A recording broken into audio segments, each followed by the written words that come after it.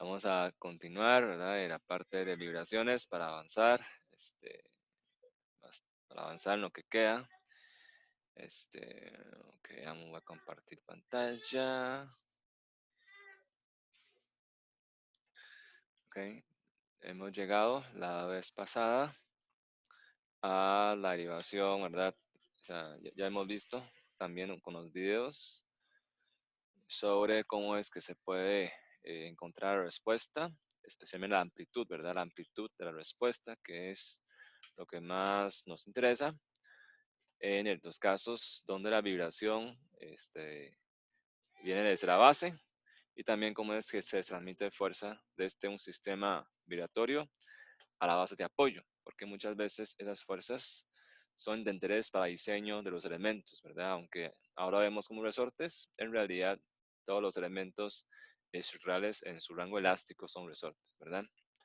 Y vimos de que la ecuación que rige en estos aspectos de transmisión siempre es dado por el TR, ¿verdad? Y que TR para casi pequeño prácticamente es igual que el FAT, que el factor de amplificación dinámica.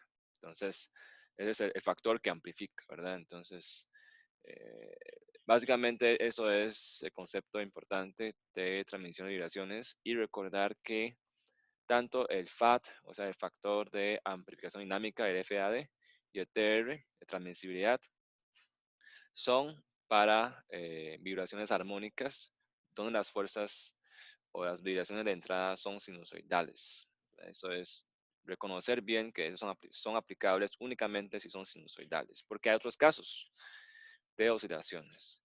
Y la vez pasada comenté un poco, ¿verdad? Rápidamente, que la prueba de vibraciones forzadas que ustedes van a hacer en el proyecto, básicamente es encontrar la función de transmisibilidad TR, porque lo que se les pide hacer para la prueba de edificio, ¿verdad? Es aplicar un sinusoidal con la mano, ¿verdad? Con la ayuda de un metrónomo que crea como el tiempo, el pulso, ¿verdad? Los pulsos o el ritmo para el movimiento de la base y que mantenga la amplitud de la base, que en ese caso sería UG sub 0. UG es movimiento de la base, sub 0 es la amplitud, que esta sea constante. Sin embargo, como no podemos medir desplazamiento del edificio, sino solo aceleración, y tampoco sabemos qué aceleración estamos aplicando en la base, ¿verdad? No tenemos ese dato, tenemos solamente un celular, y si usan dos no están sincronizados los datos, no se pueden verificar. Entonces, lo que va a determinar sería U sub 0, bueno, en realidad va a determinar U sub 0 2 puntos, ¿verdad? Aceleración de la parte superior del edificio y van a graficar entonces esta curva. Como el edificio tiene amortiguamiento, imagínate que anda por ahí menor del 5% porque son pinchos, ¿verdad? Conectados con silicón caliente. Entonces, la curva del FAT, ¿verdad? Es igual que curva TR, ahora que comenté ahora, ¿ok? Entonces, básicamente ustedes van a encontrar conforme, o sea, qué es lo que uno va a hacer en la prueba de proyecto. La prueba de proyecto la idea es que ustedes observen y experimenten y vean con sus ojos y con sus manos, sientan qué es, o sea, qué es FAT, ¿verdad? Qué es esto? ¿Verdad? ¿Cuál es el efecto de esto en los edificios? A pesar de que la amplitud de la base es muy pequeña y se mantiene siempre igual, o sea, es un sinusoidal de la misma magnitud, ¿verdad? O sea, esa amplitud la misma. La mitad de esto es lo que se llama UG sub 0 y por supuesto dos derivada de esto es UG sub 0 2 puntos. Lo que uno va variando es la frecuencia P, ¿verdad? La frecuencia de la fuerza externa o frecuencia de movimiento del piso de la base, que aquí esencialmente no puse el P. Entonces, como omega n es constante, ¿verdad? Entonces, uno, o sea, puede determinarlo primero o también sencillamente deja entonces en términos de omega P esencialmente. Y acá es la aceleración que la amplitud de la aceleración del piso superior que van registrando. Entonces, para una frecuencia dada, vamos incrementando desde frecuencias bajitas. En las frecuencias bajas, usted va a decir, no le hace ni cosquilla al edificio. Espere, ¿verdad? No se precipiten, no se no se desespere, o sea, aguante, ¿verdad? Empiece, puede ser, digamos, primero, por supuesto, la prueba que se hace primero es vibración libre, ¿verdad? Entonces usted va a encontrar a través de MATLAB, ¿verdad? Puede encontrar el periodo y uno sabe que un inverso de periodo es la frecuencia natural y 2pi entre periodo es omega n, ¿verdad? Entonces ya pueden saber más o menos por dónde anda el omega n. Entonces, recomendaciones que empiecen, si omega n, por ejemplo, voy a decir que en frecuencias, que es hertz, más fácil. Por ejemplo, si su edificio, la frecuencia es 2 hertz, 2 ciclos por segundo, la propiedad intrínseca, ¿verdad? De la frecuencia natural del edificio, de cada uno de ustedes, si fuera 2 hertz, recomiende que pueda empezar como por ahí de 1 hertz, una mitad, ¿verdad? O inclusive menor. Empiezan y con el metrónomo midan, ¿verdad? Entonces, disciplinen su mano y haga movimientos en la base de 1 hertz y va incrementando, o sea, poco a poco, cuando casi se acerca a la frecuencia de resonancia, por ejemplo, cuando llego, por ejemplo, yo puedo empezar, yo digo que puede empezar desde punto 5, es mejor, para que tenga una curva bonita. O sea, empiece como desde un cuarto a veces de la resonancia, ¿verdad? Entonces, desde punto 5, se brinca a 1 y después, cuando ya se acerca, haga resoluciones o haga incrementos más pequeños. Punto 5, 1, y después vayan 1.2, ¿verdad? Después 1.4, después 1.6, y después 1.7, 1.8, 1.9, 2. Y mientras conforme se va acercando a 2, va a verte que la amplitud que inicialmente cuando aplicaba una fuerza cíclica de amplitud pequeña, creo que enunciado les puse de que amplitud en la base sea menor a 2 milímetros, si no me equivoco, ¿verdad? Que sea pequeño, es muy pequeño, o sea, muy pequeño. El edificio no siente nada conforme ustedes van acercando, igual con la misma amplitud, o sea, casi que su mano está apoyada en la mesa y lo que mueve es el dedo, ¿verdad? Apenas se mueve el dedo. Cuando se acerca a 1.7, 1.8, 1.9, ya eso les va a dar miedo de que colapse. Pero tengan fe y confíen en su edificio. Lo importante es que no cargue mucha masa, ¿verdad? Por eso es que máximo medio kilo por cada planta para que no les pase nada. Y cuando llegue a 2 Hz va a llegar al máximo. Y después igual, después de la resonancia, 2.1, ahí van con resolución más o incremento pequeño, 2.2, 2.3, ¿verdad? Y después ya 2.5, después 2.7. O sea, ya después de como tres puntos más después de resonancia, ya puede espaciarse más, ¿verdad? Y hasta después puede hasta espaciarse cada punto 3 Hz, hasta 3 Hz, después 3.5. Cuando llega hasta aquí ya ven que el edificio se mueve en sentido contrario a la base. Todo esto requiere que ustedes observen y piensen, ¿verdad? De acuerdo a la observación, qué es lo que dicen la teoría que hemos derivado en todos estos tiempos, ¿verdad? En los videos, para uno entender. Es que a veces uno no encuentra el sentido físico de esto a menos que lo vea, ¿verdad? Con los ojos. Y para eso es el proyecto 2, para que observen, para que vean qué está pasando, ¿verdad? Pero como edificio tiene múltiples grados de libertad, eso vamos a cubrir la última semana. O sea, si hicieron 3 pisos, son 3 masas, ¿verdad? Y si ustedes hacen primero lo que les mandé, que es encontrar las rigideces, cada uno de cada dos y cada tres de cada planta, con las masas que son conocidas mediante un análisis de valores propios, vectores propios, que los códigos yo se los pasé, ¿verdad? Creo que ahí está enunciado. Puede encontrar todas las 3 frecuencias, porque en un sistema de grado de libertad tiene 3 masas, hay 3 frecuencias, pero recuerden, las frecuencias no son de cada masa, las frecuencias de ese sistema de grado de libertad son las frecuencias globales del edificio. Cada frecuencia está asociado a una forma específica de vibración.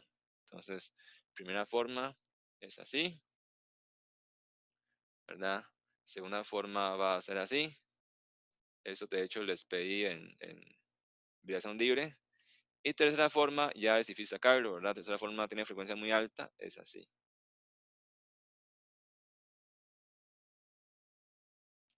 Entonces, solo les pedí, los pido que lleguen a segundo modo, pero cuando ustedes hacen transformada de Fourier, va a encontrar también las tres frecuencias, de hecho, ¿verdad? Además de otras frecuencias como de torsión y otras cosas que usted va a terminar mediante vibración libre. Y entonces, como son un edificio de grado de libertad y estamos excitando, o sea, estamos empujando la mesa, ¿verdad? Desde la base en un sentido longitudinal, no estamos torciendo, ¿verdad? Entonces, vamos a excitar únicamente, se llama los modos de traslación. Es como si el edificio, es como si el edificio, que de hecho es un edificio de varias plantas, ¿verdad? De varias plantas. Es como si el edificio pudiera resumirse, o sea, en un modelo bidimensional, ¿verdad? Tiene simetría, entonces es bidimensional y esto lo simplifico a sistemas de masas puntuales y que esto al final son tres masas conectadas mediante resortes entre ellos. Ese es el modelo, ¿verdad? Y esto tiene lo que se llama modos de traslación, porque traslada, no queremos tomar en cuenta rotación. Y entonces, cuando después del primer modo, que es este negro, ¿verdad? Es la primera frecuencia, o se llama modo fundamental, o frecuencia fundamental, modo fundamental, que es el modo que más asusta, porque aunque la amplitud de la base es pequeña, va a oscilar terrible, ¿verdad? ¿Y por qué es así? Si les gustan saber más de esto, estudien maestría, ¿verdad? De ingeniería civil que ofrece la UCR o va a otros países, va a llevar un curso de dinámica de estructuras, va a estudiar más a fondo sobre este asunto de dinámica de estructuras y por qué es que este modo es el más importante, los demás modos, aunque ya ustedes lleguen ahora, ¿verdad? Después del primer modo fundamental, que es el modo que más asusta, que mueve los tres pisos en el mismo sentido juntos, para aquí y para allá. Después, si van subiendo 3.5, y van subiendo 4, 5, ¿verdad? Y van acercando a la segunda frecuencia que ustedes habían determinado en transformada de Fourier o en vibración libre, la segunda frecuencia que es segundo modo, quizás por ahí puedan dar en 6 o 7, ¿verdad? Igual empieza a hacer más incrementos más pequeños, digamos, si fuera 7, entonces cuando llegan a 7, háganse como 6.5 y después 6.7, después 6.8, 6.9, 7, ¿verdad? Y después 7.1, 7.2, 7.3, 7.5. Ya va, cuando llega al segundo, una frecuencia, igual vayan con espaciamientos más pequeños y van a ver que esta curva de FAT, que ya me enredé, no es que me enredé, sino es que ya me tapó el dibujo, voy a dibujar otro lado. Te van a ver que como son un sistema de múltiples grados de libertad, entonces van a ver que aquí, ¿verdad? Voy acercando a la primera frecuencia, voy a llamarla FN1, bueno, omega N1, ¿verdad? Como gustan llamarle. Y aquí ustedes van a llegar a una curva así, ¿verdad? El FAT, ese es U, dos puntos O, ¿verdad? Amplitud de aceleración del biodo superior. Y aquí, apenas pasa resonancia, va a empezar a bajar rápidamente la amplitud de aceleración.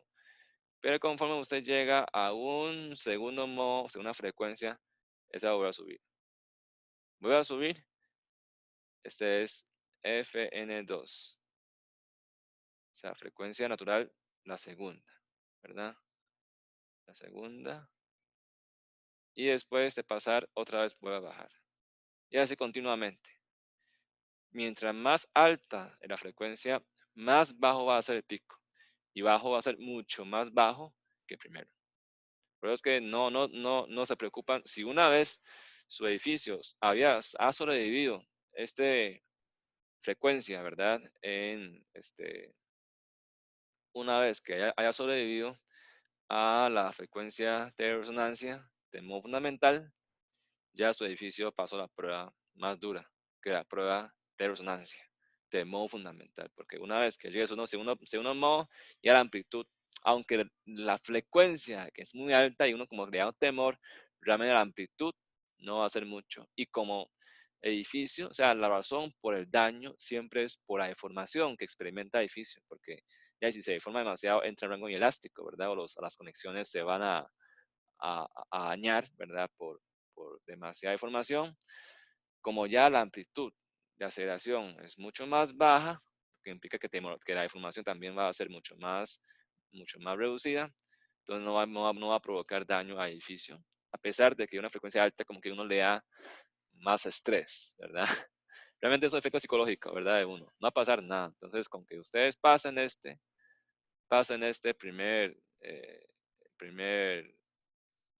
modo, el modo fundamental, ya está a salvo el edificio. Por eso es que les digo, cuando va empezando con frecuencias bajas como 0.5 Hz y mueve con una amplitud de menos de 2 milímetros y que mueve con el dedo, usted debe decir que aburrido, o sea, no mueve nada, no se precipiten, no se desesperen, les pido por favor, porque si no cumplen con lo que les digo, usted va a dañar el edificio por culpa de ustedes, ¿verdad? O sea, hagan caso, esto vale puntos, ¿verdad? Y después no vale que me vengan a decir, profe, me dañó el vídeo en la prueba, o sea, es que tienen que saber controlar la prueba, ¿verdad? Y aquí les digo, les advierto que no se desespere, calma, ¿verdad?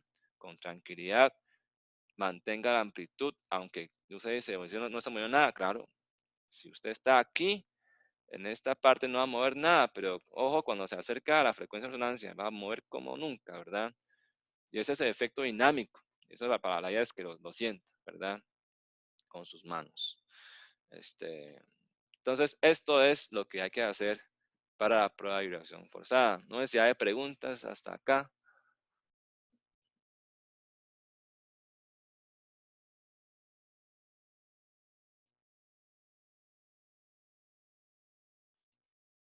Están estudiando todos. Uy, bueno, es una consulta.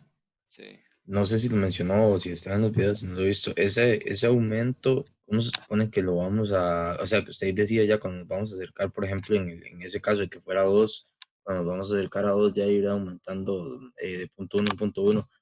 Eh, ¿Cómo se supone que se debe hacer eso con la mano, por decirlo así?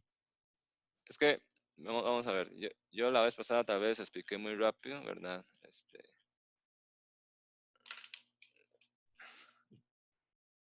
Vamos a ver si les hago. Vean. Voy a compartir pantalla. Voy a proyectar celular a la pantalla. Entonces, dame un chancecito. Nada más, mientras tanto que me cargue, este, vean que, vean que estoy proyectando, ¿verdad? Entonces, cuando empieza la prueba de vibración forzada, ya usted empieza a grabar datos con el celular, ¿verdad? Ahora reviso los resultados que obtuvieron de la prueba de vibración libre del vehículo para ver si los datos están bien, ¿verdad? Para ver si todo está bien.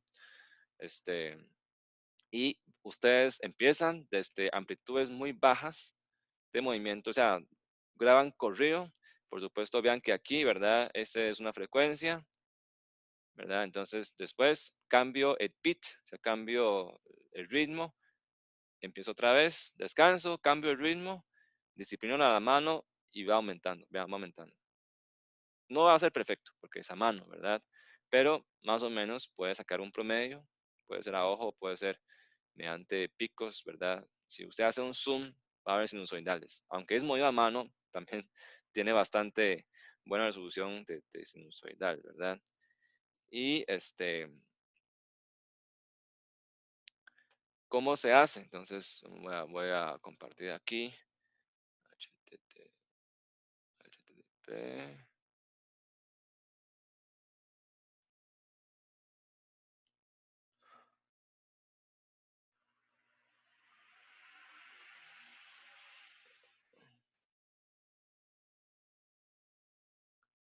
Ok. Entonces, vean aquí estos stream, ¿verdad? Yo estoy haciendo streaming. Si están viendo, ¿verdad? Entonces, el celular, mientras ustedes graban también con el celular, aquí hay una aplicación que se llama Metronome Beats, ¿verdad? Entonces, esto nosotros tienen que buscarlo en Android, en, eh, en iPhone, ¿verdad? En iStore. O sea, son aplicaciones metrónomo como esos que se usan en música. Entonces, vean, esto hay diferentes pulsos. Esto se mide, esos pulsos 60 es, si yo le doy, empieza, ¿verdad? Entonces, si escuchan, de eso le dice cómo tienen que mover la mano. 1, 2, 1, 2. 60 es que cuando va y viene son 2 segundos, ¿verdad? ¿Sí o no? Ida es un segundo, vuelta es otro segundo. Entonces, si quiere de un segundo, entonces 120,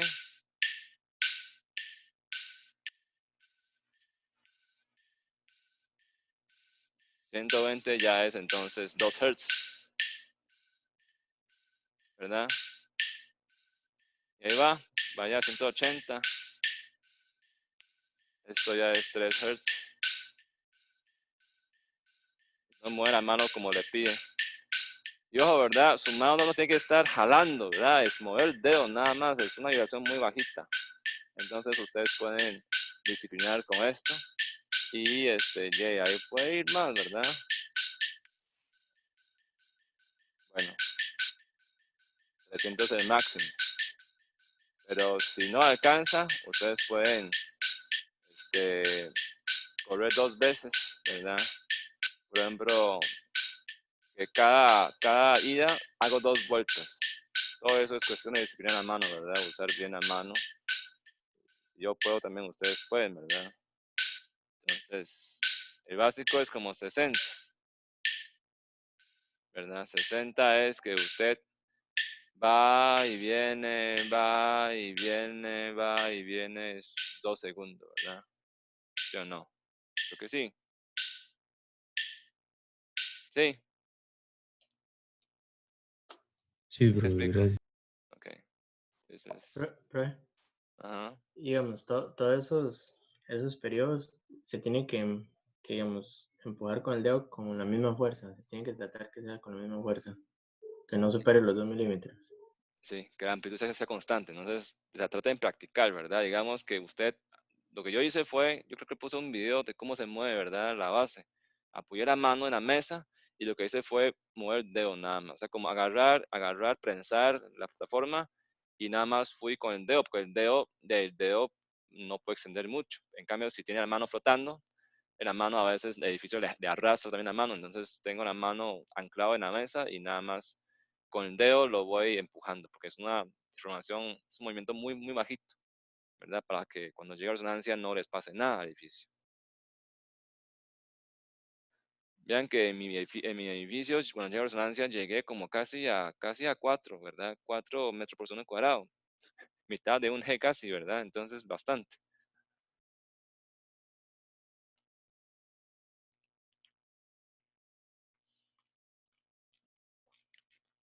Eso es acercamiento, ¿verdad? Antes de resonancia, durante resonancia, vean, ¿verdad? Vean que son sinusoidales. Y eso es una vez pasado después de resonancia. Entonces, graben, ¿verdad? Video. ¿Cómo grabé el video yo? Yo grabé con el webcam de la computadora. Entonces, pueden usar a compu, ¿verdad? Ahí tiene función de encender webcam. Grabé con la compu, creo que es muy fácil. Y le da archivos más pequeños y uno mide con el celular, inclusive puede hacer como yo, ¿verdad? ¿Qué fue lo que hice yo? Yo hice un streaming, ¿verdad? Hice un streaming, una aplicación que puede mandar la medición a la pantalla, ¿verdad? Entonces yo uso Open Broadcaster Software, OBS, grabé la pantalla, entonces yo puedo ver la señal y puedo ver el movimiento en cámara, ¿verdad? Entonces eso puedo ver claramente, o sea, registrar totalmente el proceso y a veces después para la prueba quiero ver qué pasó con más calma, entonces yo puedo revisar el video. Entonces, y también el video mismo sirve para entregar, ¿verdad? Que les pide entregable de videos cortos de cada parte, y si tienen grabado todo el proceso, de ahí suban el proceso, pero que mientras que no sea muy pesado, ¿verdad? Pueden hacer recortes de unas partes ilustrativas de lo que pasa en cada etapa, antes, durante y después de resonancia, y suben esas partes, ¿verdad? Ok.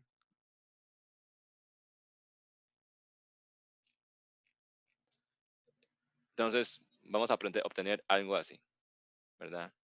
No va a ser una curva perfecta porque de vida real no es, o sea, no va a ser tan bonito, pero la forma sí. O sea, esa forma, como campana de Gauss, ya va a ser claro y evidente. Pero va a obtener dos, ¿verdad? Dos picos. ¿Ok? Va a obtener dos porque tienen varios modos, al menos dos va a obtener. Y no sé si hay preguntas hasta acá.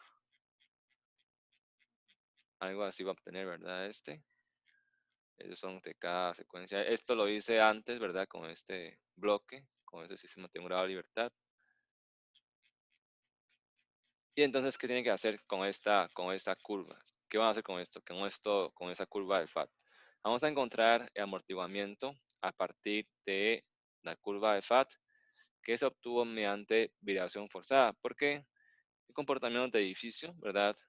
Ya que debido a que el modelo que estamos usando de amortiguamiento es un modelo equivalente, es un modelo de amortiguamiento viscoso, ¿verdad? Es viscoso. Y en realidad el amortiguamiento existente es histerético. Entonces, va a haber diferencias. Y el modelo, entonces, muchas veces en vibración libre, la amplitud no es tanto con vibración forzada, el mecanismo de movimiento es un poco distinto, entonces el amortiguamiento puede ser un poco diferente. Entonces, vamos a querer encontrar amortiguamiento en condición de vibración forzada y vamos a entonces basarnos en el FAT, ¿verdad? Que es esto. Y cuando llego a resonancia, ¿verdad? Resonancia, la amplitud máxima es esta. Pero usted me dice, profe, o sea, primero es que la curva de FAT, esa es una expresión general, ¿verdad? Porque si repasamos la curva del FAT, te va a darte que el máximo, dependiendo del amortiguamiento que tiene uno, no necesariamente es cuando ocurre resonancia. Para casi muy bajo, sí, ¿verdad? Para casi bajito, sí. Prácticamente es resonancia. Pero para amortiguamientos más elevados, como 20%, vean que el pico máximo ya no es resonancia. Y bueno, yo estaba haciendo prueba experimental, la verdad no sé cuándo es que yo llego a resonancia y cuándo, o sea, yo solo veo cuando llego máximo. Eso es lo que va a ocurrir en estado experimental. Yo solo veo que llego máximo. Y ese máximo, dependiendo del amortiguamiento, no necesariamente es resonancia, ¿verdad? Pero bueno, en el caso nuestro sí es una resonancia, pero la derivación de esta fórmula va a ser para casos generales, por eso es que ya mediante cálculo de derivaciones, encuéntrate que la amplitud, ¿verdad? Máxima, que no necesariamente es amortiguamiento, es este. Si es resonancia, sencillamente es 1/2 casi, ¿verdad? Pero como al no ser necesariamente en resonancia, en casos de casis altos, ¿verdad? Entonces, perdón, este, este es el máximo, este. Entonces, el FAT, ¿verdad? Del máximo es modificado por raíz cuadrada de 1 menos casi al cuadrado. Entonces, lo que dice que es, ok, una forma para encontrar amortiguamiento se llama método de ancho de banda. Ese método, ¿qué es lo que hace? Busca encontrar las frecuencias. Es un planteamiento que tiene en su base matemática, ¿verdad? Busca entonces igualar a la curva de FAT a la amplitud máxima dividida entre raíz de 2 o multiplicado por 1 sobre raíz de 2. O sea, hago esta igualdad, ¿verdad? O sea, ¿qué estamos buscando? Estoy buscando entonces las frecuencias. La relación entre las frecuencias de la sinusoidal, de la fuerza externa, ¿verdad? De esa armónica externa que estoy aplicando con el casi. Gráficamente es esto. O sea, esta igualdad que estoy buscando, esta de la izquierda es la curva de FAT, ¿verdad? Nada más que esa en forma algebraica, esa es en forma gráfica. Y la amplitud es esta, ¿verdad? Esta es la amplitud. Y yo estoy igualando esto a la amplitud máxima por 1 sobre raíz de 2, o sea, es por aquí más o menos. Si ese es 10, aquí es 7.07, ¿verdad? Y esto corta, o sea, aquí la solución me va a dar 2 puntos, me va a dar 2 frecuencias. Quiero llamar omega A y omega B. Y este ancho le llama ancho de banda a la media potencia. Esto viene de electromecánica, de hecho, ¿verdad? Es concepto. Ancho de banda, ¿verdad? De la potencia de una señal, ¿verdad? En électrica es señal eléctrica, ¿verdad? Aquí en nosotros es movimiento, es deformación del edificio. Entonces esto es igual a 2kc. ¿Por qué? Entonces vamos a derivar, ¿verdad? Entonces esta derivación no lo voy a ahondar.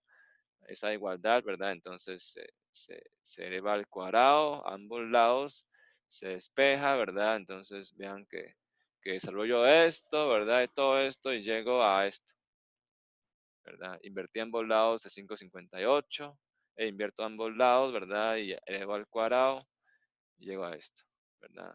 5, perdón, 5,59, no de 5,58, ahí me equivoqué. 5,59, este.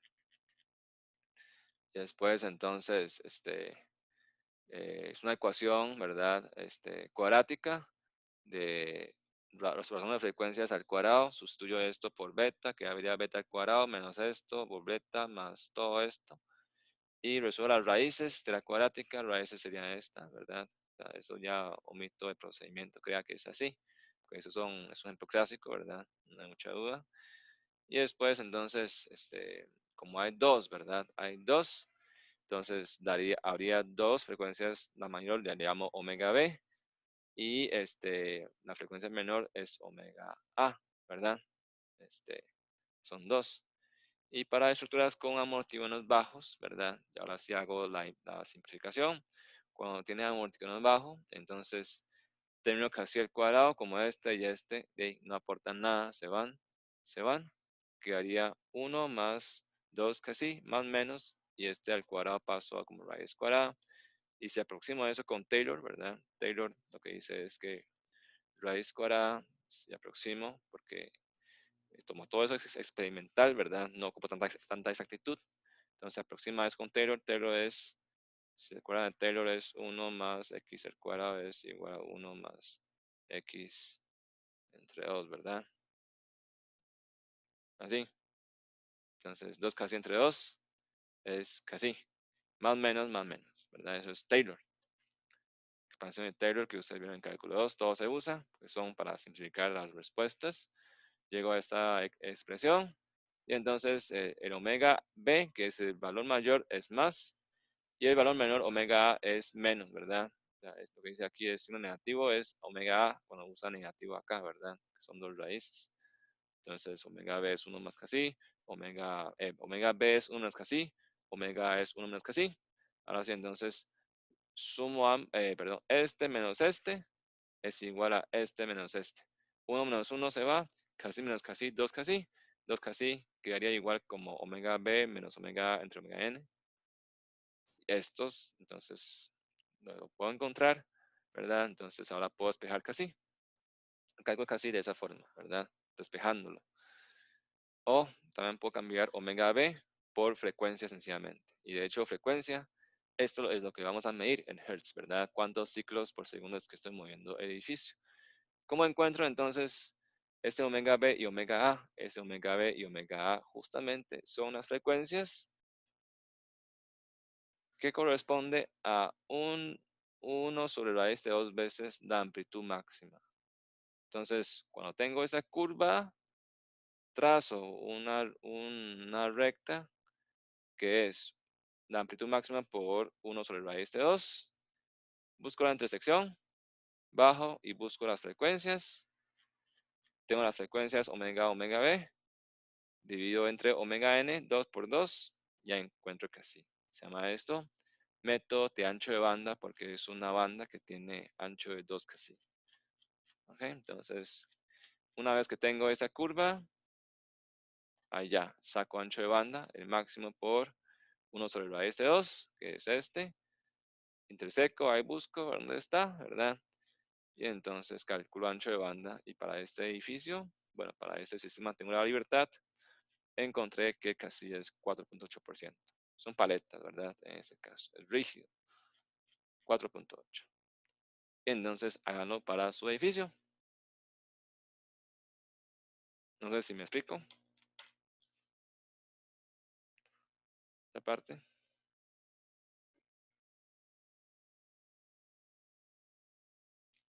Sí, estamos.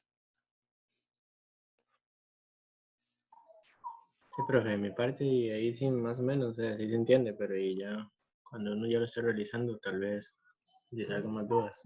Sí.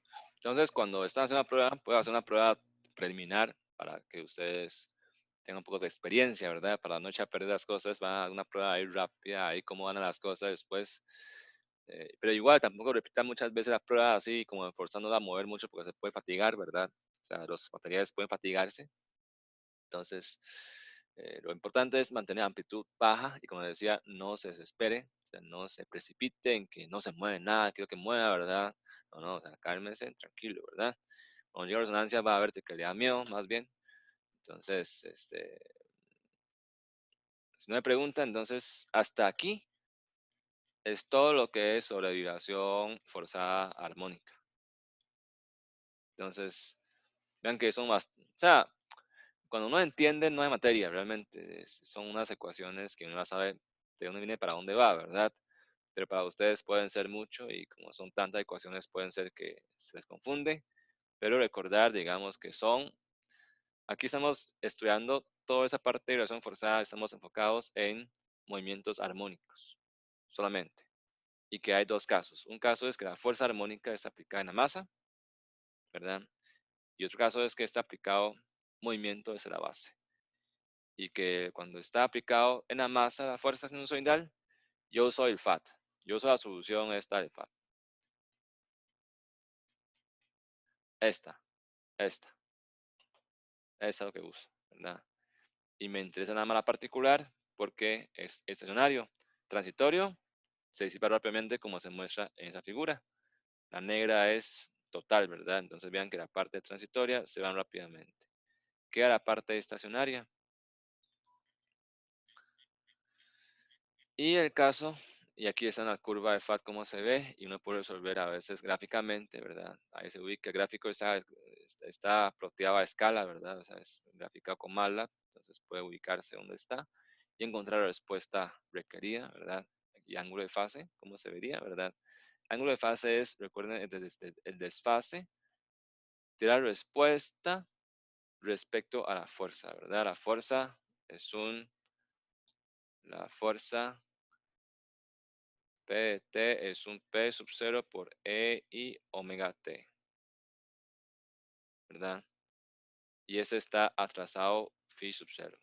Bueno, mejor dicho, está trasladado phi sub 0, ¿verdad?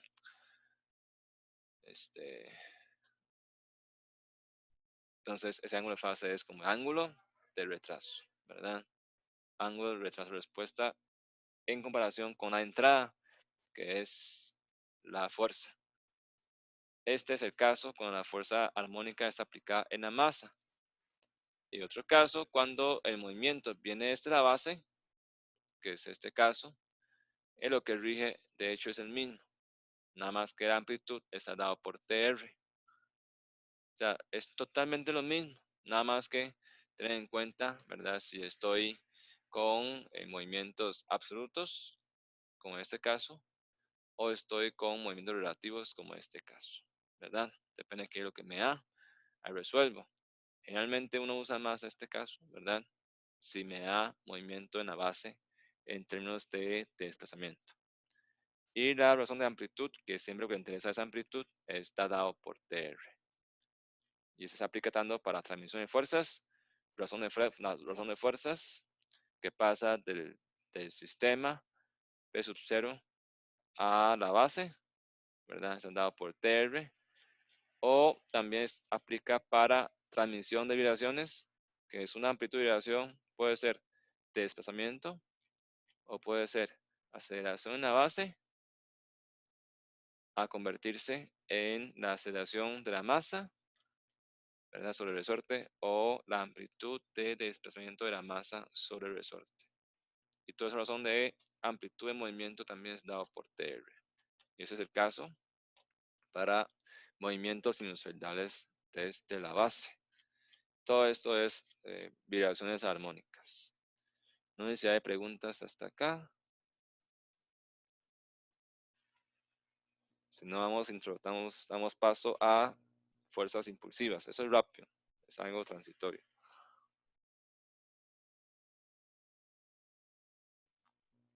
Profe, Ajá. es que yo estoy viendo que ahí hay que hacerle como unas pruebas de torsión al edificio. Ujú.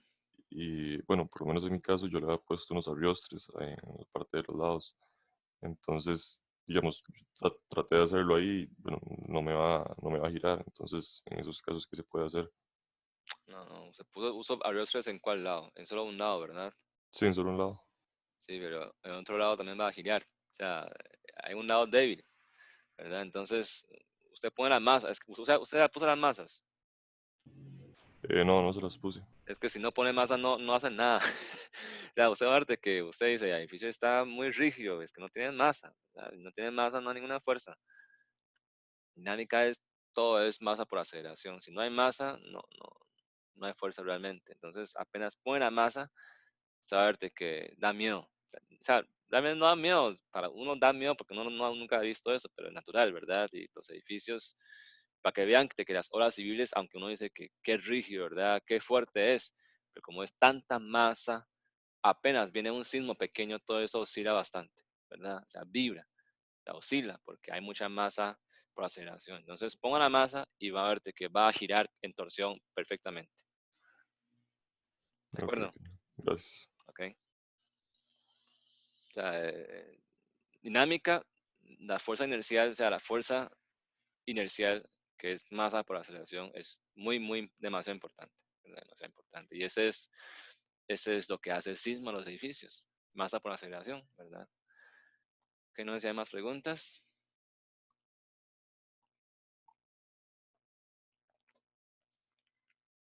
Ok, entonces damos paso a la respuesta ante fuerzas impulsivas. Fuerzas impulsivas es un impulso, ¿verdad? Que se puede representar matemáticamente como un delta Dirac, ¿verdad? Es un impulso que tiende a cero el tiempo y que la magnitud tiende al infinito, pero que el área, ¿verdad? El área, que es el impulso, es 1, ¿verdad? Área es 1, que es I sub 0, ¿verdad?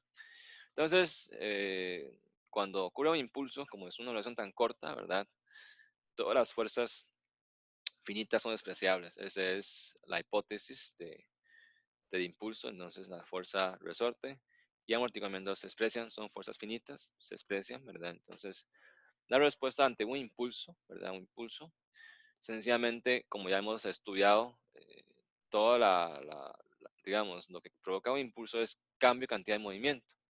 Y eso, digamos, si usted suma fuerzas de S de SL, o sea, lo mismo que hemos hecho siempre, ¿verdad? Nada más que ahora P sub 0 es P en el tiempo es un impulso por un delta Dirac.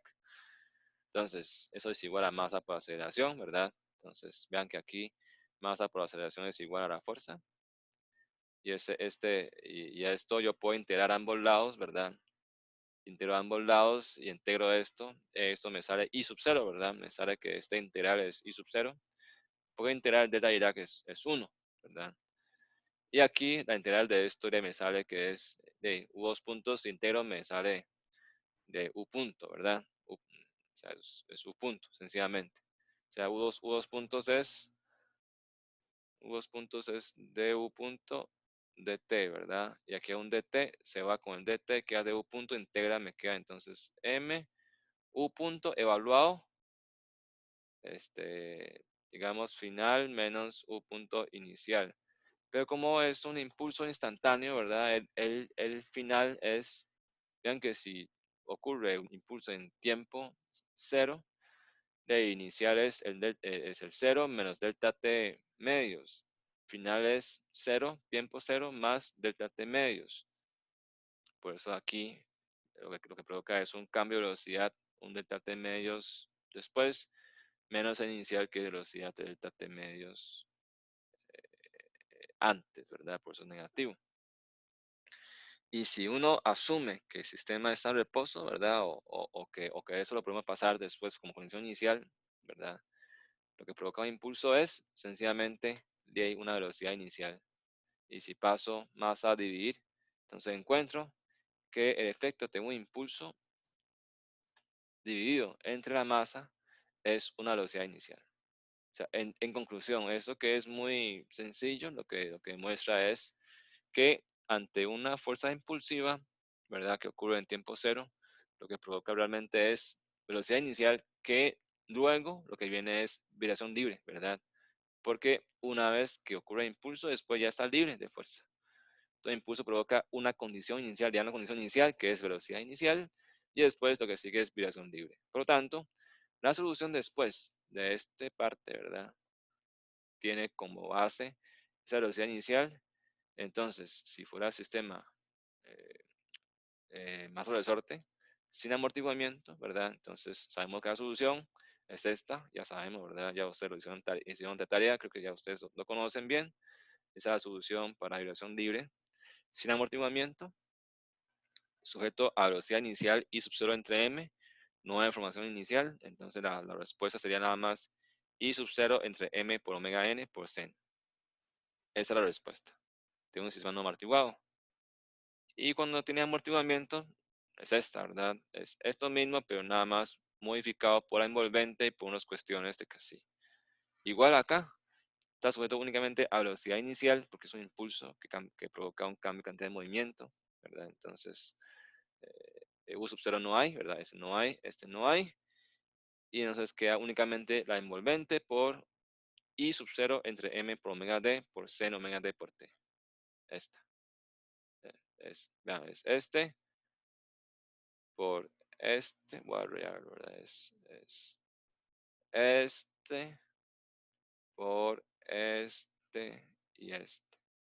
Y este U sub 0 sencillamente es I sub 0 entre M. Y llego entonces a este. Listo. Eso es todo. Sencillamente lo que provoca un impulso, un impacto en un sistema oscilatorio es respuesta a dirección libre da una condición inicial de velocidad. Hasta aquí hay preguntas.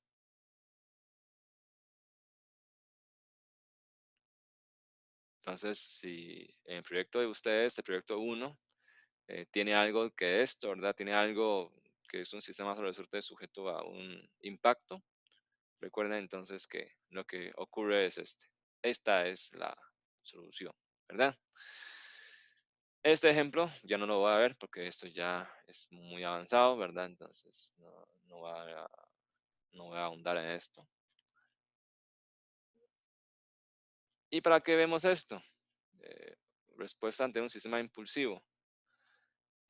Es porque yo quiero dar paso a resolver cuál es la respuesta de un sistema oscilatorio vibratorio ante fuerzas generalizadas. Y este es un concepto diferente como veníamos desarrollando, ¿verdad? O sea, vamos ahora con el caso de fuerzas generalizadas o arbitrarias, que es una fuerza así, digamos, imagínense que es una fuerza ahí toda rara, ¿verdad? Ahí que no tiene ni una función. Entonces, ¿cuál es la idea? Pues uno dice, yo puedo visualizar si es la fuerza en el tiempo, este es el tiempo, yo puedo visualizar que está compuesto por muchas franjas, y que cada franja, digamos, está como una franja de esto. Cada franja tiene una fuerza P en tiempo, la magnitud, ¿verdad? Es variable.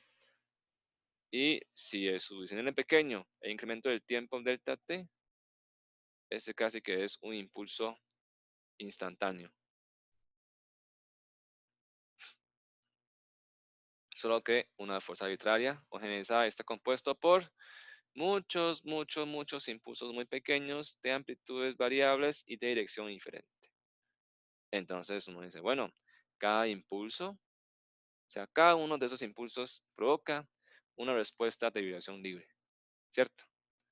Entonces, Esto provoca una vibración libre, ese provoca otra vibración libre, ese provoca otro, ese provoca uno grande, ¿ya? Y este provoca uno en sentido contrario. O sea, cada uno de esos provoca una vibración libre. A eso provoca otro. Que son vibraciones libres que parte de este distinto tiempo. Y este provoca en un sentido contrario. Entonces, ese concepto de superposición, ¿verdad? Es como superponer la respuesta del sistema en forma imaginaria ante esas respuestas, ¿verdad? Ante esos impulsos que actúan en diferentes tiempos y que tienen diferentes magnitudes y direcciones. Y al final, la respuesta final sería la superposición de todas estas respuestas de vibración libre. No sé si me explico. Conceptualmente, esa es la idea, ¿verdad? Esa es la idea. Solo que cómo lo escribo matemáticamente, o sea, cómo lo escribo. Entonces, aquí hay que hacer dos variables de tiempo, ¿verdad? Uno se llama tau. Tau es un tiempo ficticio, un tiempo para integración, ¿verdad? Ese es el tau, ¿verdad? Que voy sumando. Y hay un tiempo real de respuesta que voy a llamarle t. Es el tiempo real de respuesta, ¿verdad? O tiempo real de la fuerza. Entonces voy sumando, ¿verdad? El aporte de cada uno de los impulsos a un tiempo tau, ¿verdad?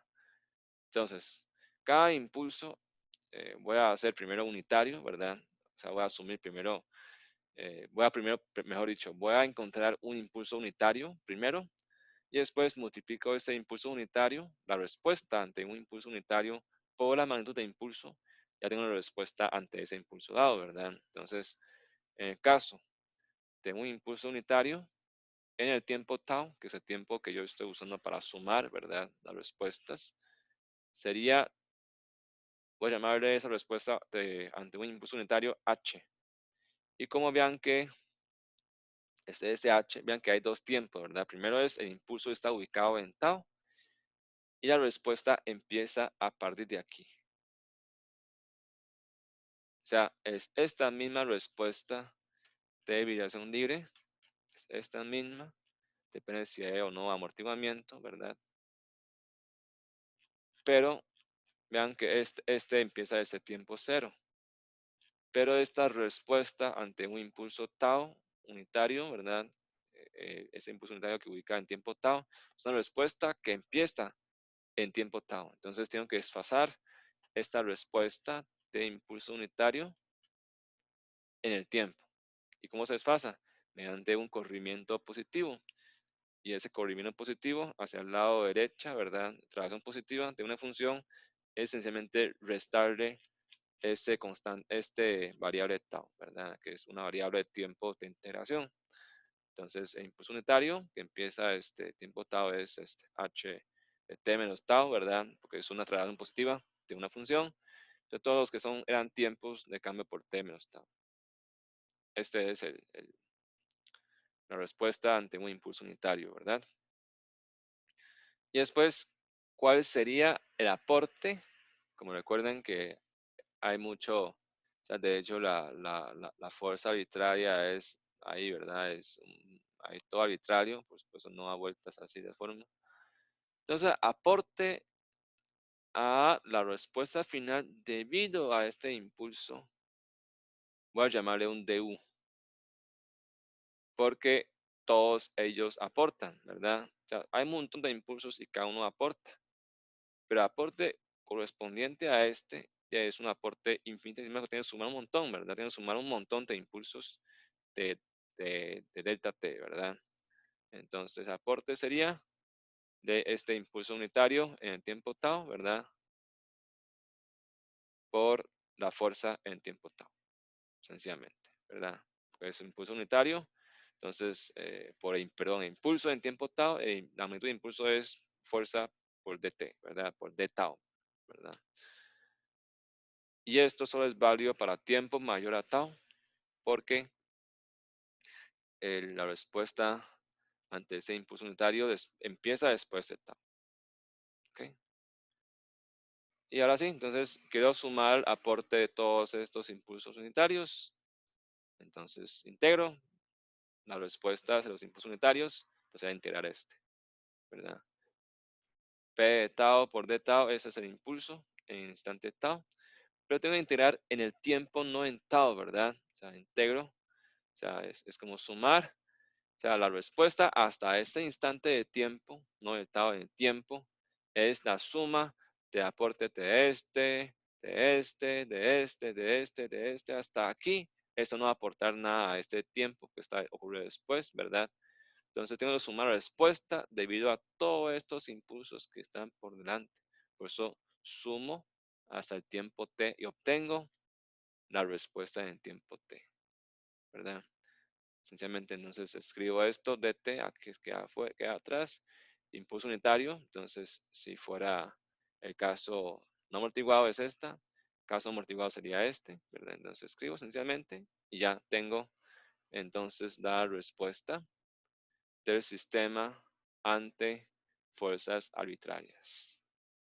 Y esta integral, esta forma, se conocen como integral de Duhamel, porque ofrece una forma general para evaluar la respuesta de un sistema lineal de grado de libertad ante fuerzas arbitrarias y también constituye una forma alterna a la solución clásica como la que hemos empleado para resolver ecuaciones diferenciales, ¿verdad? O sea, antes planteamos ecuación de movimiento. Aquí es otro punto de vista. Primero encuentro respuesta unitaria, ¿verdad? Primero encuentro respuesta ante un impulso unitario y después convoluciono con la fuerza. Entonces también se conoce esto como integral de convolución. Ustedes si conocen lo que es convolución, ecuaciones diferenciales. ¿No ha escuchado? Yo creo que sí, ¿verdad? Me he contado que sí, en la noche anterior me dijo que sí. Entonces, el concepto de integral de convolución es otro punto de vista de lo que es la respuesta ante un sistema dinámico. Y se conoce específicamente en el caso de sistemas oscilatorios como integral de Duhamel, ¿verdad? Porque esto, vean que yo puedo también, yo puedo imponer fuerza aquí como un sinusoidal, y yo puedo resolver, obtengo la misma solución, ¿verdad? Solo que quizás aquí es más complejo porque hay que resolver un integral, ¿verdad? De seno y todo eso. Bueno, en función de t, ¿verdad? Incluso. Y si fuera con amortiguamiento sería todavía más complejo, ¿verdad?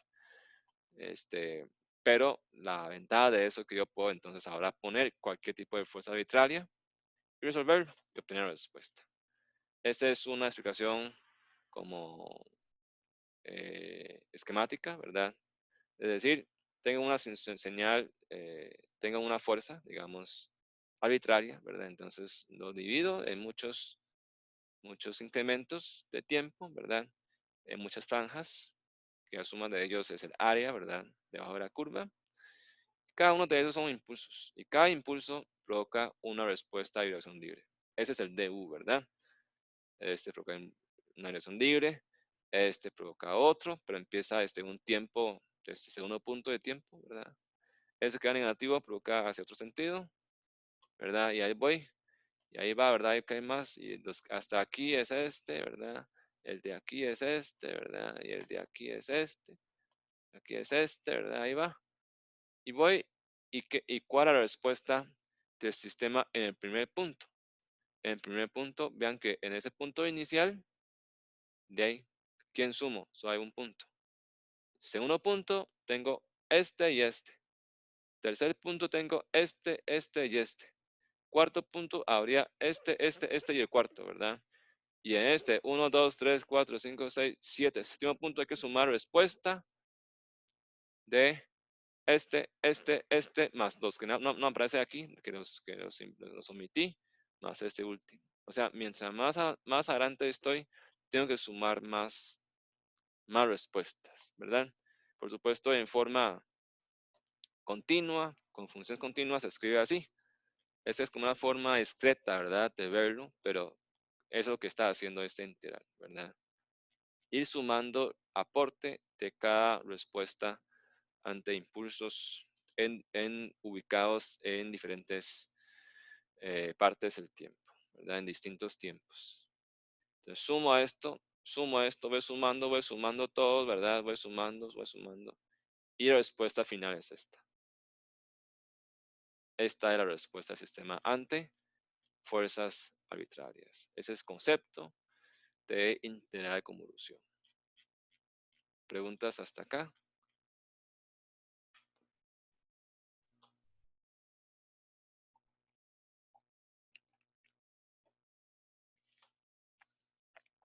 Profe, y en la vida real, digamos, que puede generar este tipo de fuerzas impulsivas generalizadas.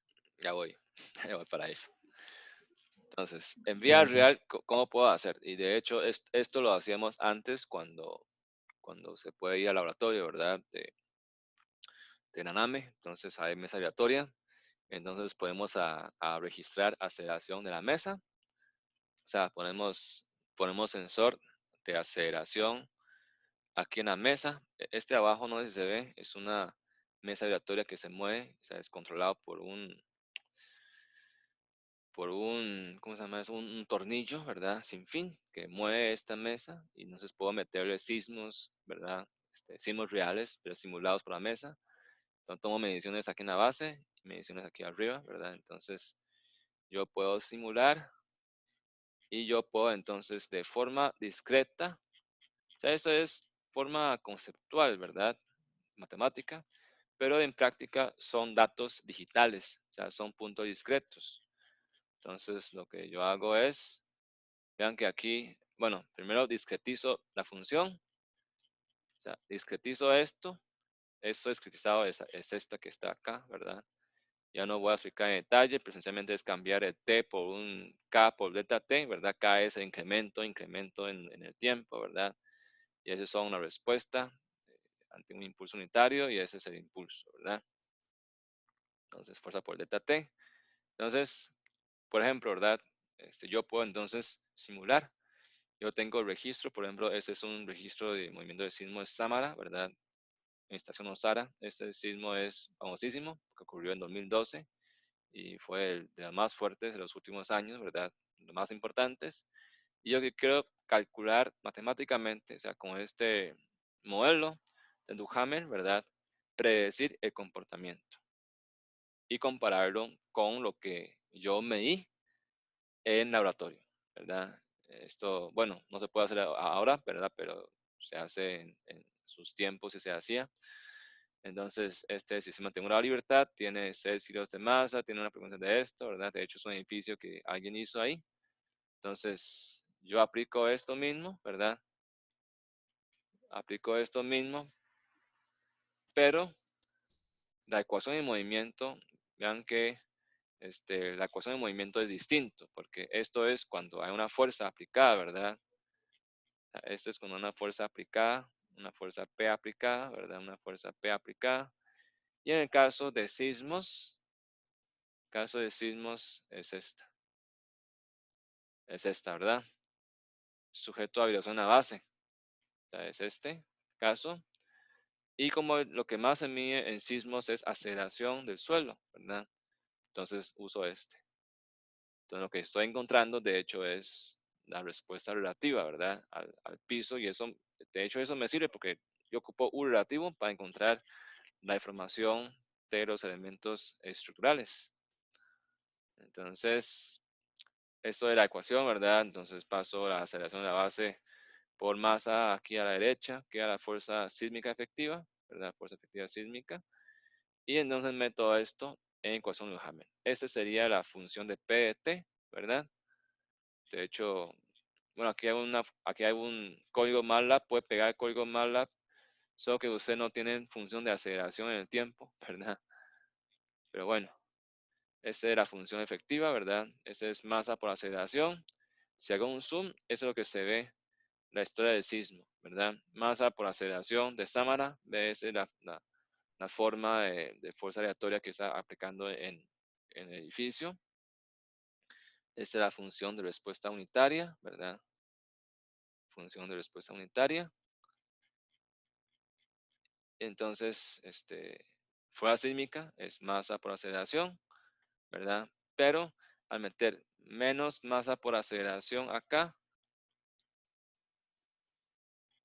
en este integral de Duhamel, menos masa por aceleración, se cancela masa con masa, queda nada más aceleración. O sea, en el caso del sismo, eso es muy importante, ¿verdad?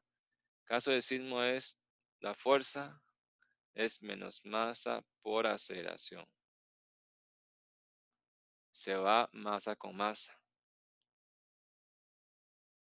Y si ustedes ven esta solución de Duhamel, ¿qué quiere decir? Un sistema de un grado de libertad. Bueno, cualquier sistema, mejor dicho, porque todo sistema se puede reducir a sus modos de vibración, que son modos equivalentes a sistemas de un grado de libertad. Eso si a chance les explico, si no, no. Vean que la respuesta ante un sismo está en función únicamente de quiénes. Omega D. Omega D es omega n por raíz cuadrada 1 menos casi al cuadrado, ¿verdad? Omega n casi omega d. O sea, respuesta de un sistema de una libertad ante sismo solo depende de, bueno, en una instancia, aceleración del suelo. Por supuesto, esa es la entrada, ¿verdad? La amplitud de aceleración y la forma. Pero de parte del edificio o del sistema dinámico, solo está en función de su frecuencia y amortiguamiento. No depende de su masa y de su rigidez en forma aislada. Depende únicamente de su frecuencia natural y de su amortiguamiento. No depende de cuán rígido es el K, cuán fuertes son las columnas.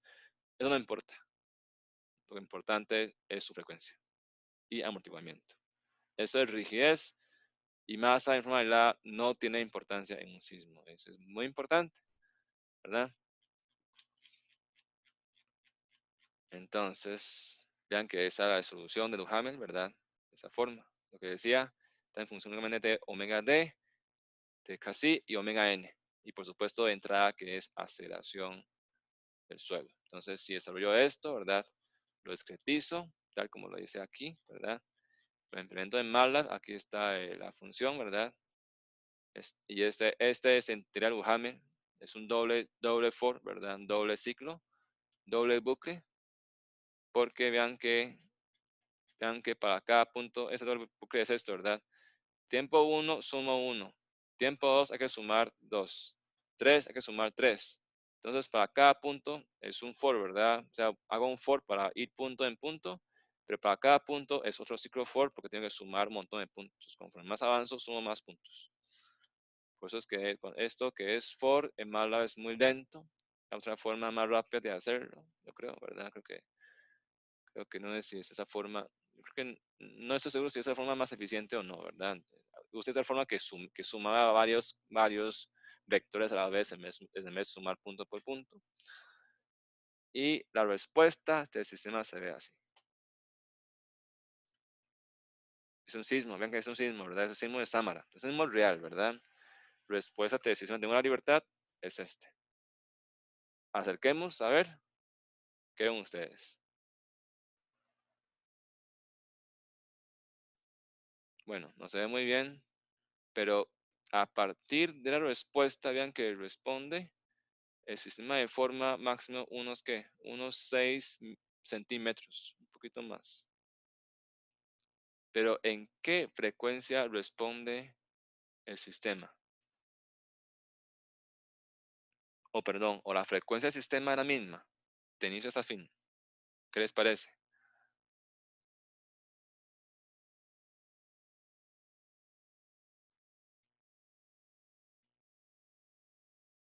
Parece el mismo, ¿verdad? Si usted mide aquí de 0 a 0, 0 a 0, el periodo es el mismo siempre. Hay un poco de cambio de amplitud, un poco de esos cambios ahí, pero en mayor parte del tiempo el sistema oscila en su frecuencia natural. ¿Lo vieron? Eso es natural, el sistema. ¿Ven? Vean que ya después de aquí, ya casi que no hay movimiento, ¿verdad? Casi que no hay movimiento ya. Entonces, lo que sigue aquí es vibración libre. y el periodo es el mismo, siempre. Entonces, después de ver esto, conclusión. Un sistema vibratorio, ¿verdad? Masa resorte, o una estructura sujeto a fuerzas aleatorias, por ejemplo, sismos, siempre que sea un sismo que no tenga a veces hay sismos que tiene algún componente sinusoidal muy importante, por ejemplo, el Distrito Federal de México, ¿verdad?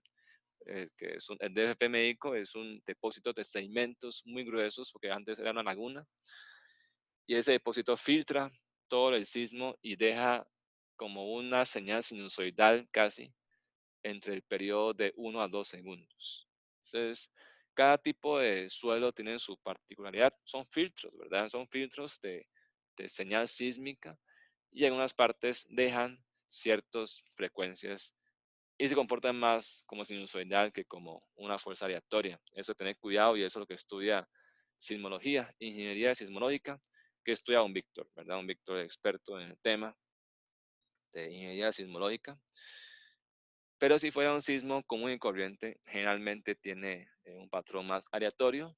Y si es aleatorio, el sistema dinámico, o sea, sistema de resorte o sistema estructural, va a oscilar en su periodo natural. Lo que cambia es la amplitud, ¿verdad? ¿Pregunta hasta acá? Profe, una pregunta, es que entonces, a lo que dijo antes, del que no importa la masa, sí, o sea, me pareció escuchar que usted dijo como que entonces la resistencia de las columnas y demás no es realmente determinante. Entonces, o sea, entonces, por qué sí importa, digamos, la resistencia de la estructura en sí? Sí, porque por un lado, la estructura en sí, un edificio soporta múltiples cargas, ¿verdad? No solamente son sismos. Hay No, no, sí, carga yo digo la gravitacional, gran sismo, carga digamos. viva. Carga sísmica, la fuerza sísmica es función únicamente de su periodo. Pero el periodo es una composición de omega n es K sobre M. Entonces, no es función únicamente de K. Porque si uno dice, voy a hacer muy fuerte. Usted aumenta el K. Pero si aumenta el K, también aumenta la masa, ¿no? Y además, aumenta K, aumenta la masa. De alguna forma, usted modifica omega n. Y si usted más bien modifica omega n de tal forma de que, digamos, que entre más en sintonía con el sismo, le sale peor. Por eso a veces no es que para el sismo con que tenga un K fuerte y ya está bien, ¿verdad? Bueno, sí, o sea, va a reducir la amplitud de movimiento, pero la respuesta en sí del edificio es función únicamente de omega n y casi. Y omega n es función de K y M como una combinación entre ellos. Por eso es que uno puede decir que aumento el K y ya, no. O sea, tiene que ver con K y M. Y tiene que ver con las cualidades del sismo, propiedades del sismo.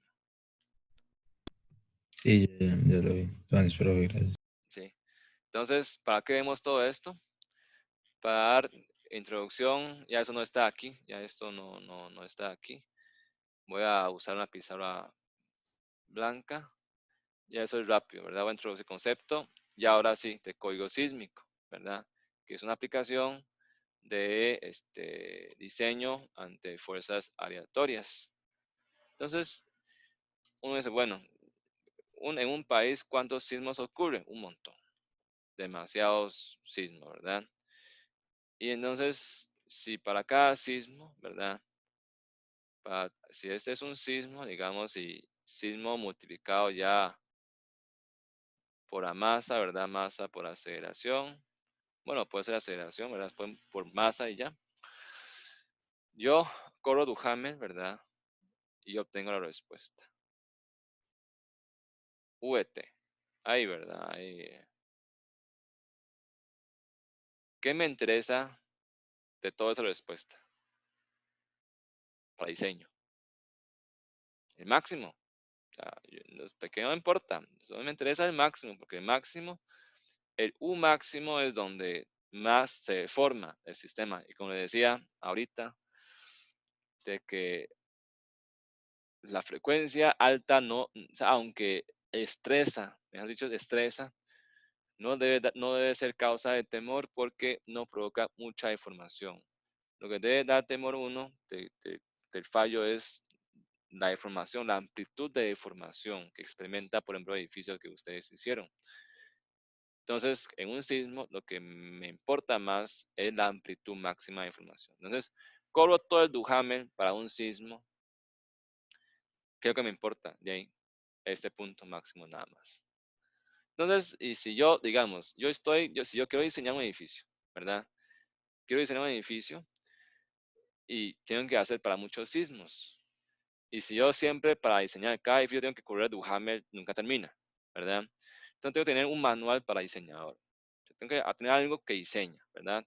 Y que en ese manual tenga como un compendio de efecto de todos los sismos de Costa Rica para diferentes lugares del país. Porque como hay sismos, como ustedes saben que Costa Rica es así, ¿verdad? Un dibujo muy mal, no sé dibujar bien, pero es alargado y aquí, digamos, ustedes saben que toda esta zona del Pacífico, ¿verdad? Nicoya y Espinal en Quepos, es zonas de subducción, templada Coco entre el Caribe, ¿verdad? Aquí también en Limón también, ¿verdad? Hay fallas locales, como los que ocurrió hace poco en Desamparado, ¿verdad? Hay fallas locales, fallas donde el suelo se rompe y puede tener, o sea, el suelo nunca ha estado estático, se va deformando, se va moviendo, llega un punto que se rompe como un sólido, ¿verdad? La roca es un sólido, acumula esfuerzos, llega un punto en que no soporta más, rompe y cuando se rompe, esa rotura vibra, ¿verdad? Parecido como que ustedes han visto en sólidos la falla de varilla en video. Cuando se mete una varilla a tensión y después falla, fluye y falla. ¿Sí han visto el video?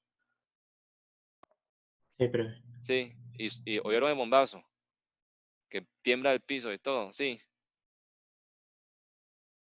sí, ¿verdad? O sea, ujú. sí, sí, ahí me porque es que en los videos se escucha como raro, más bien. Sí, es un bombazo, o sea, si usted está ahí, es un bombazo. Después, cuando trabaja en la nave, va a sentir ese bombazo, ¿verdad? Imagínense, es una varilla pequeñilla, bueno, para uno es fuerte, que fluye, ya llegó a su máximo y revienta.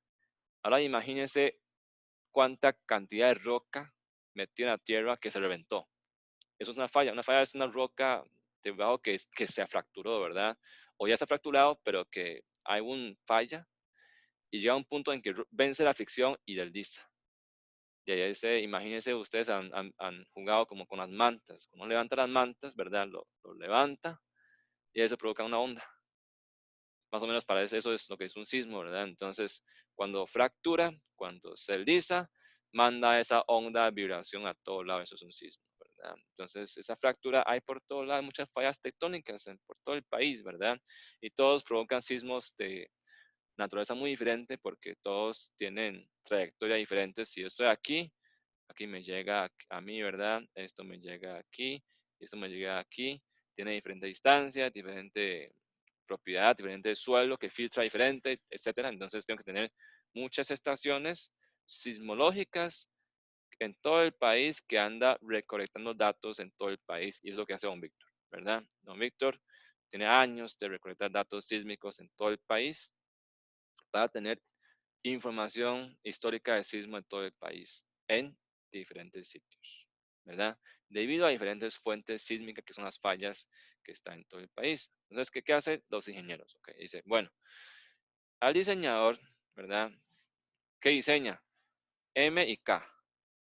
Pero M y K, de hecho, cuando estoy diseñando, bueno, no está del todo determinado, ¿verdad? Pero yo sé que lo que importa en un sismo es combinación de ellos, es omega n, mejor dicho, periodo, ¿verdad? O frecuencia. Y amortiguamiento. Y como todos los edificios, todos los sistemas estructurales pueden tener frecuencias distintas, todos son distintos, y casi más o menos acero es 1%, concreto 5%. Eso ya está definido, ¿verdad? Ese es estándar, siempre da por ahí. Entonces, ok, entonces, ¿qué hacen los científicos ingenieros, los que se dedican más a la ciencia? Así que, ok, hagamos esto. Para que no todo el mundo que diseña tiene que hacer mucho loco con Duhamel. Dice que hagamos esto. Vamos a dibujar un espectro parecido al FAT, que aquí sea periodo natural, ¿verdad? Se usa más periodo natural en ingeniería civil. Y aquí pongo la respuesta máxima. Puede ser la aceleración máxima que se obtiene o puede ser U máximo. Voy a dejar primero U máximo, ¿verdad? Porque es la salida directa de Duhamel. Entonces, yo, como les expliqué, ¿verdad? No importa K y M en forma aislada. Lo que importa es combinación de ellos y combinación de ellos me da un periodo. Entonces, no importa cuál sea el K y M, eso está por diseñar, no importa. Pero yo sé que para un periodo dado y para un casi dado, digamos, para concreto, digamos 5%, que es concreto, ¿verdad? Entonces, yo corro el sismo, un sismo, ¿verdad? Tomo el máximo y gráfico. Ok, para el mismo sismo, cambio el periodo, que es este, corro Duhamel, obtengo el máximo. Cambio el periodo, corro otra vez para el sismo, el máximo. Ahí voy. Entonces, para un sismo dado y para un amortiguamiento dado, yo puedo tener una curva. Y esta curva no es nada bonita, es bastante fea. Para un sismo dado, este se llama espectro de respuesta elástica ante un sismo. Ok, para un sismo tengo ese espectro, ¿verdad? Que es compendio de respuestas máximas para diferentes periodos para un amortiguamiento dado. Ok, entonces, ¿qué hago para diseñar? Entonces, si tengo que diseñar para muchos sismos que ocurren en Costa Rica, además, como todos los sismos son de magnitud diferente, tengo que escalarlos a una aceleración que sea estándar. Entonces, normalizo la aceleración del suelo para definir el sismo, lo escalo, ¿verdad? Yo corro para muchos sismos. Entonces, corro para el sismo de Cinchona, que no sé si ustedes se acuerdan, que es bravísimo, ¿verdad? Ahí va esa curva. Corro para el sismo de Sámara, que da un poco diferente, ¿verdad? Ahí voy. Corro para el sismo de Limón, ¿verdad? Que da para este. Y ahí corro un montón. Ahí corro todos los que hay, que de hecho ahora están haciendo esto del LIS, el Laboratorio de Ingeniería Sísmica. Tengo un montón de sismos escalados a la misma aceleración del suelo. Al final, ¿qué harían ustedes? Yo diría una envolvente, ¿verdad? Y al final, yo digo, ok, como es para diseño, ¿verdad? Hagámoslo bonito. No hagamos así todo feo, ¿verdad? Entonces, más o menos aquí es una recta, aquí es como plana, aquí es como baja, entonces,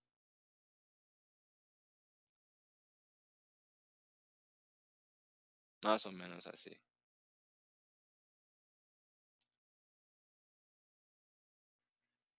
Puede ser U máximo o U2 punto máximo, ¿verdad? Y este se llama espectro de respuesta de diseño,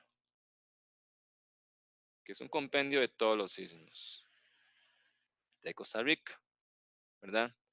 Entonces, este espectro, ¿verdad? Que es un compendio de todos los máximos, respuesta máxima que ocurre en muchos sismos, ¿verdad? Que probables a ocurrir, porque de todo eso tiene periodo de retorno, es un fenómeno recurrente, ¿verdad? Y las propiedades son similares, se ha encontrado. Entonces, como es un espectro, entonces que es un compendio de los U máximo, le llamo SD. SD se llama Spectral Displacement en inglés. Cuando es aceleración, acá le llama SA, que se llama Spectral Acceleration, aceleración espectral, ¿verdad? O desplazamiento espectral, SD y SA. Y con esto, entonces, ya puedo diseñar. Ya sé que para todos los sismos que ocurren en Costa Rica, ¿verdad? Si tengo un edificio de periodo tal, ¿cuál es la deformación máxima? Leo la curva y ya tengo. Si fuera esa curva de desplazamiento y tengo otra curva como de aceleración, no también puedo leer aceleración, ¿verdad? ¿Dónde están esas curvas? En el Código Sísmico de Costa Rica. Entonces vamos a ver el jueves, Código Sísmico de Costa Rica, y cómo se aplica. Entonces, o sea, cómo ese código, de una forma muy inteligente, enfrenta el problema de sismos, que es un problema de movimientos aleatorios en la base.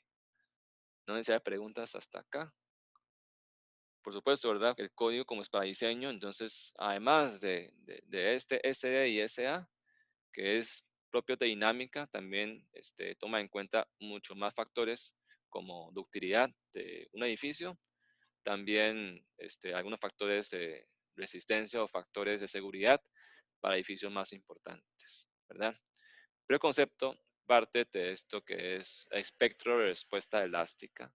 Elástica porque yo estoy asumiendo que todo ocurre en rango elástico. En vida real no, ¿verdad? Hay sistemas que entran en rango inelástico. Entonces ahí modifica ese espectro de respuesta elástica por factores de utilidad para reducir y bajar un poco más la respuesta o bajar un poco más esa respuesta o aceleración debido a efecto inelástico, ¿verdad? Al entrar en rango inelástico, aumenta el periodo, cambia de amortiguamiento por los daños, entonces cambia de espectro, entonces modifica un poco ese espectro debido a ese efecto inelástico para aprovechar toda la capacidad que tiene el sistema, ¿verdad? Para responder ante un sismo y que no se haga sistemas tan caros, ¿verdad? Pero la base siempre es este espectro de respuesta elástica, ¿verdad? Entonces, puede haber para un sismo dado, que es un espectro muy feo, ¿verdad? Muchos puntos, después les muestro alguno. Y si es una curva suave, como es acá en el código sísmico que vamos a ver a la otra lección, es para diseño, porque es un compendio o la envolvente ya idealizado de muchos sismos que han ocurrido en Costa Rica. ¿Preguntas hasta acá? Profe, entonces, digamos, el código sísmico seguía según los sismos que ya han existido, digamos. Sí, ya ha O existido. sea, si entonces, digamos, posiblemente si llegara a existir un sismo de considerablemente más elevado que el más alto, de la mayoría de estructuras fallen. Sí, exactamente. Pero, ¿qué más puede hacer usted? No, o sea, digamos, científicamente, o sea, por supuesto, por eso es que, vean, a veces uno dice que los ingenieros somos ¿qué? Vencemos a la naturaleza. No, no. Uno hace lo humanamente posible, la verdad. Y especialmente ahora con cambio climático, peor, ¿verdad? Porque todas las cosas han cambiado respecto a la historia. Entonces, uno hace lo humanamente posible basándose en la historia. Por supuesto, las fallas tectónicas tienen sus propiedades, ¿verdad? Y con los estudios, esas propiedades no van a variar mucho. Lo que más teme uno son las fallas ciegas, las fallas ciegas, que son fallas que existen ahí y que nunca se ha dado cuenta que existen.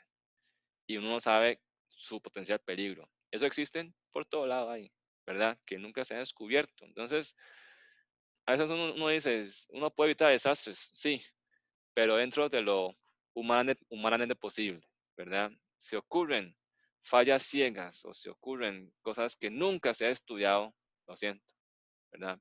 Puede ser que no logra soportar, porque todos los espectros de diseño se basa en experiencia histórica de los sismos, ¿verdad? Que ha ocurrido. Y esa información, de hecho, es bastante ya preciso, pero siempre hay posibilidad, por eso es que ya todo eso se habla de un término probabilístico, siempre existe posibilidad de que sea excedido por algo que se desconoce, porque la naturaleza es muy compleja, ¿verdad? Por eso es que, aunque uno diseñe con esto, también código exige mucho más criterios y detallados en sistemas estructurales para que eventualmente cuando sea excedido puede dañarse por completo pero no colapsar, ¿verdad? O sea, no colapse nunca en sismos y permitir que los O sea, la filosofía es salvaguardar vida humana. Eso es lo más importante, ¿verdad? Entonces, por eso es que no es un tema sencillo, ¿verdad? Ingeniería sísmica es un tema muy complejo y uno hace lo que es posible, pero de hecho, o sea, uno es afortunado porque Costa Rica cuenta con un código desde los 70s donde no existía nada, donde Estados Unidos apenas sacó sus primeras versiones del código sísmico. Ya el profesor emérito Jorge Gutiérrez, que falleció, ¿verdad? Lamentablemente hace pocos días, fue y redactó el código en su primer borrador, implementó en Costa Rica y toda construcción se basó en código sísmico. Y eso logró salvar a Costa Rica de muchas tragedias que ha ocurrido, por ejemplo, en Nicaragua, ¿verdad? En otros países, Salvador, que no contaban con un código tan vigente desde los 70, ¿verdad? Entonces, eso ya ha logrado bastante, por supuesto. Siempre hay eficiencias, sí, siempre se puede mejorar. Por eso después de cada sismo importante se actualiza, se revisa, a ver si hay algo que uno deja por fuera, ¿verdad? No sé si hay alguna pregunta más.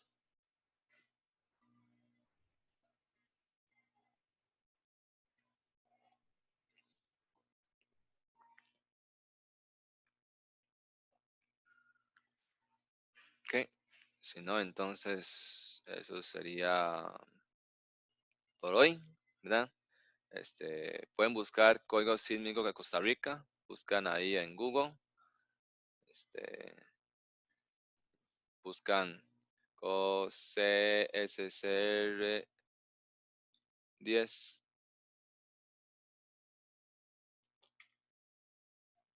¿ve? Código sísmico Costa Rica 2010. Vamos a ver si es cierto. A ver, ahí está. Entonces está gratuito, lo pueden descargar y le pueden dar un vistazo, ¿verdad? Lo que hay. Entonces, jueves vamos a ver entonces código sísmico, cómo se configura, ¿verdad? Y qué relación tiene con lo que estamos viendo ahorita, tanto con vibraciones aleatorias, vibración forzada ante fuerzas aleatorias, también su relación o su similitud con lo que hemos visto de vibraciones armónicas, como eso de TR, ¿verdad? Y eso de FAT. ¿Qué similitud tiene entre esto y lo que estamos viendo para el caso de sinusoidales? Ok, muchas gracias. No sé si hay preguntas. Muchas gracias, profe. Ok, Hasta luego. hasta luego. Gracias, profe. Gracias, ok. Hasta luego.